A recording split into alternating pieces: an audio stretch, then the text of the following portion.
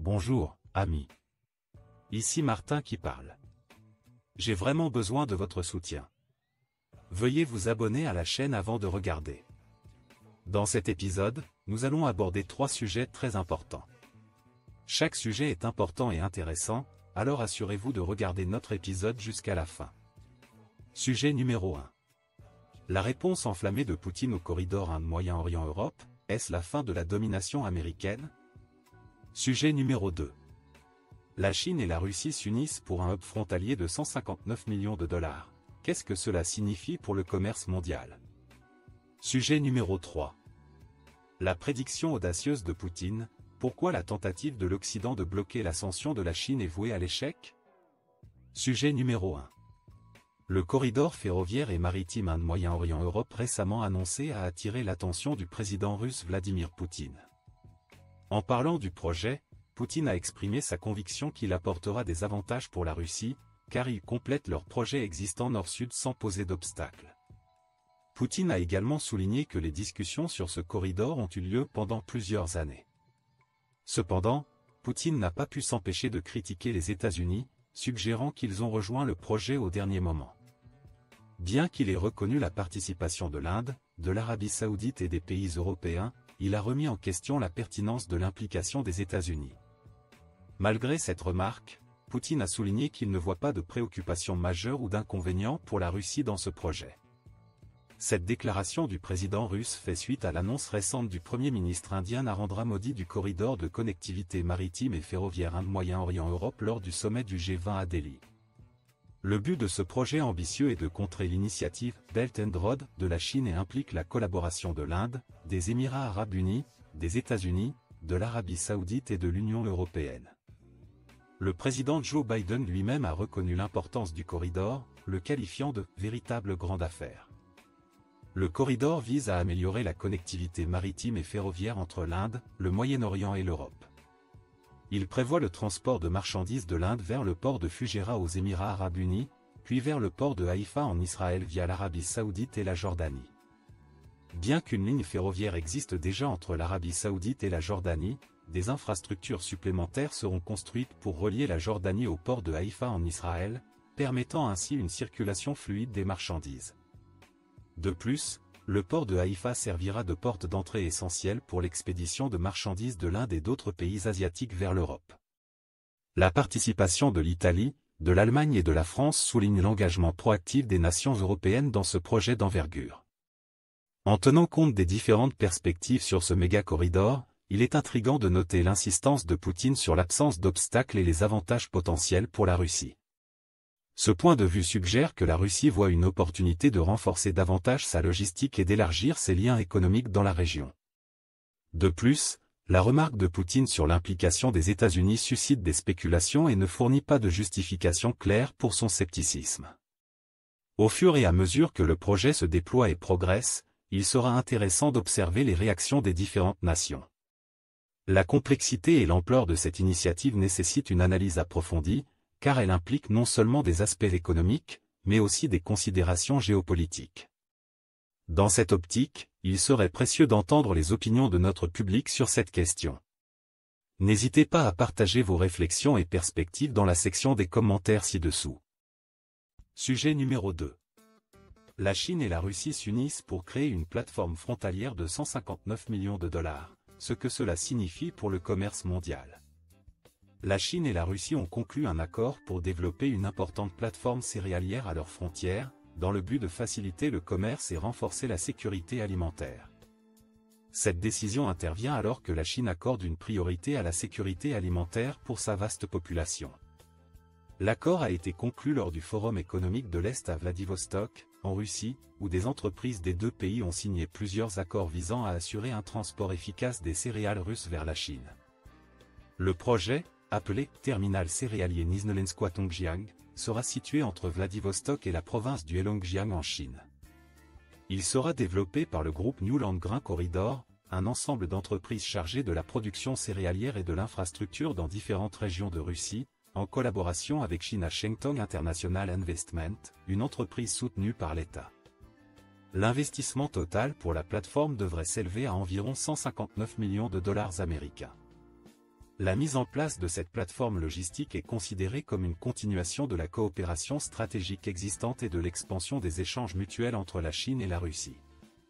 L'amélioration continue de la coopération économique bilatérale est particulièrement remarquable au milieu des tensions avec l'Occident qui ont perturbé les chaînes d'approvisionnement et entravé le commerce. Au cours des 8 premiers mois de cette année, la valeur des échanges sino-russes a augmenté de 32% par rapport aux données de l'année précédente, atteignant 155,1 milliards de dollars américains. Si la majeure partie de ce commerce est attribuée aux secteurs traditionnels tels que le pétrole et le gaz naturel, on a également observé une augmentation rapide des importations de produits agricoles russes tels que le soja et l'huile de colza.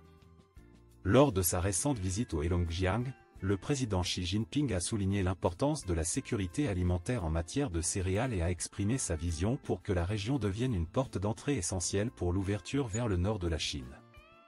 Lors d'un forum organisé dans le cadre du Forum économique de l'Est, Ren Jianshao, directeur général de Legend Agro, une entreprise agricole, a mis en avant la volonté de la Chine d'importer divers produits agricoles de la Russie, notamment du soja, du maïs, de l'orge, du blé, de la viande et des produits laitiers. Dans le cadre de l'initiative New Land Grain Corridor, le terminal céréalier de Transbaikal a également conclu un contrat avec l'entreprise chinoise Guangdong Bestcom Intelligent Équipement pour créer la première flotte terrestre spécialisée dans les céréales en Russie. Cette méthode alternative de transport devrait servir de solution de rechange aux voies maritimes.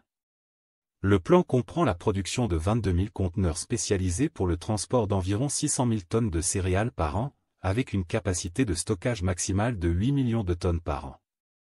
Dans le cadre des accords signés lors du forum, la société russe EPT Production and Export, également membre du groupe New Land Grain Corridor, a finalisé 2 contrats avec des entreprises chinoises de négoce et de logistique portant sur la production, la fourniture et le transport de céréales, de légumineuses et d'oléagineux. Ces contrats sont valables jusqu'en 2032, avec possibilité de prolongation. Le développement de la plateforme céréalière et la coopération accrue dans le secteur agricole entre la Chine et la Russie soulignent les liens économiques croissants entre les deux pays. Cela offre des opportunités d'expansion commerciale et renforce l'engagement à long terme des deux nations. La trajectoire positive du commerce sino-russe, même en période de sanctions occidentales, démontre leur résilience et leur capacité à coopérer malgré les défis externes. Qu'en pensez-vous ? N'hésitez pas à partager votre opinion dans les commentaires ci-dessous. Sujet numéro 3. La prédiction audacieuse de Poutine, pourquoi les tentatives de l'Occident pour bloquer la montée de la Chine sont condamnées à l'échec. Le président russe, Vladimir Poutine, a exprimé sa conviction que les tentatives de l'Occident de freiner la montée de la Chine en tant que puissance mondiale se révéleront finalement infructueuses. Poutine a fait ces remarques lors d'un récent forum économique à Vladivostok, où une délégation importante de la Chine était présente. Soulignant la relation solide entre Moscou et Pékin, Poutine a salué la coopération florissante entre les deux pays dans divers secteurs, y compris la sécurité et la défense. Poutine a soutenu que les efforts de l'Occident pour entraver le développement de la Chine découlent de leur étonnement face au progrès rapide de la Chine sous la direction du président Xi Jinping. Cependant, le président russe a déclaré avec confiance que de telles tentatives sont futiles et trop tardives, comparant la situation à un train qui est déjà parti. Il a suggéré que les inquiétudes de l'Occident concernant la croissance de la Chine ont motivé leurs efforts pour la freiner, mais que le résultat favorisera finalement la trajectoire de la Chine. Suite à la détérioration de ses relations avec l'Occident en raison du conflit en Ukraine, la Russie s'est de plus en plus concentrée sur le renforcement de ses liens économiques, énergétiques et militaires avec la Chine. Alors que les nations occidentales ont imposé des sanctions à la Russie, la Chine s'est abstenue de blâmer Moscou pour la guerre et a plutôt profité des ressources pétrolières et gazières à prix réduit que la Russie ne peut plus vendre à l'Europe.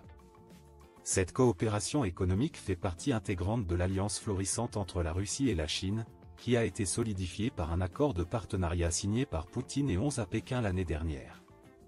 Poutine a affirmé le niveau exceptionnel de coopération entre la Russie et la Chine dans le domaine de la sécurité internationale, soulignant que leur collaboration ne vise pas à former des alliances militaires contre un pays particulier.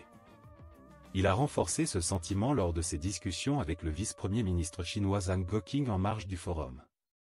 Selon l'agence de presse chinoise Xinhua, Zhang a exprimé la volonté de la Chine de approfondir la coopération mutuellement bénéfique et de partager les opportunités de développement avec la Russie. Plus tôt cette année, lors de sa visite d'État en Russie, le président Xi a invité Poutine à assister au forum Belt and Road de la Chine en octobre.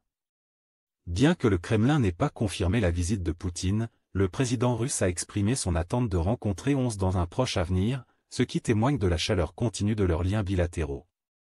Compte tenu des déclarations de Poutine, il est évident qu'il croit que les tentatives occidentales pour entraver l'ascension de la Chine seront vaines. Cependant, il est essentiel de reconnaître les différentes perspectives sur cette question. Qu'en pensez-vous? Êtes-vous d'accord avec l'analyse de Poutine sur l'influence croissante de la Chine et la réponse de l'Occident? N'hésitez pas à donner votre opinion dans les commentaires ci-dessous.